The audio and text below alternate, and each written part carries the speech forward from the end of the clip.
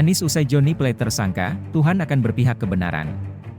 Jakarta, CNN Indonesia, bakal calon presiden dari Koalisi Perubahan untuk Persatuan, KPP, Anies Baswedan menegaskan Tuhan Yang Maha Esa akan berpihak pada kebenaran.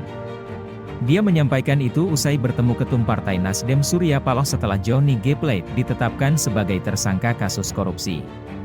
Menghadapi ini semua cobaan yang muncul atas konsekuensi keputusan dengan keyakinan bahwa Tuhan akan berpihak kepada kebenaran, kata Anies di Nasdem Tower, Rabu, 17.5. Anies berharap berbagai tantangan besar yang menimpa saat ini bisa dilewati dengan baik. Malam ini saya saksikan dari dekat, tambahnya.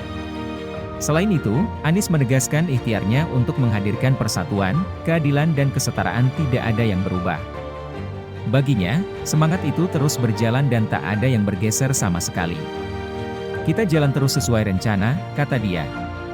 Kejaksaan Agung, Kejagung, menetapkan Johnny G. Plate sebagai tersangka kasus dugaan korupsi pembangunan menara BTS 4G dan infrastruktur pendukung bakti Kominfo. Saat ditangkap, Johnny masih berstatus sebagai kader dan sekjen DPP Partai Nasdem. Plate resmi ditahan Kejaksaan Agung selama 20 hari pertama di Rutan Salemba. Perannya tadi sudah saya sampaikan bahwa diduga keterlibatannya sebagai kuasa pengguna anggaran dan juga menteri, kata Direktur Penyidikan Jampitsus Kejaksaan Agung Kuntadi di Jakarta, Rabu 17 Mei. Badan Pengawasan Keuangan dan Pembangunan, BPKP, menyebut nilai kerugian keuangan negara akibat kasus bakti Kominfo mencapai 8 triliun rupiah. Anies Baswedan mendadak datangi Nasdem Tower. Calon presiden yang diusung Partai Nasdem, Anies Baswedan mendatangi Nasdem Tower, Jakarta Pusat, Rabu 17 Mei.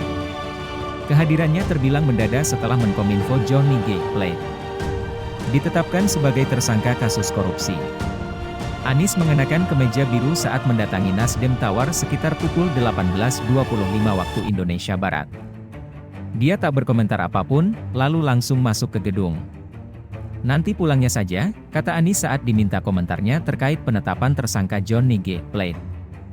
Kejaksaan Agung, Kejagung, sebelumnya telah menetapkan Johnny Plate sebagai tersangka dalam kasus korupsi pembangunan menara BTS 4G dan infrastruktur pendukung bakti Kominfo. Perannya tadi sudah saya sampaikan bahwa diduga keterlibatannya sebagai kuasa pengguna anggaran dan juga menteri, kata Direktur Penyidikan Jampitsus Kejaksaan Agung Kuntadi di Jakarta, Rabu 17 Mei. Saat ditangkap, Johnny masih berstatus sebagai kader dan sekjen DPP Partai Nasdem. Plate resmi ditahan Kejaksaan Agung selama 20 hari pertama di Rutan Salemba. Badan Pengawasan Keuangan dan Pembangunan, BPKP, menyebut nilai kerugian keuangan negara akibat kasus bakti Kominfo mencapai 8 triliun rupiah. Sementara untuk uang korupsi yang dinikmati oleh Plate kini masih dalam pendalaman oleh Kejagung.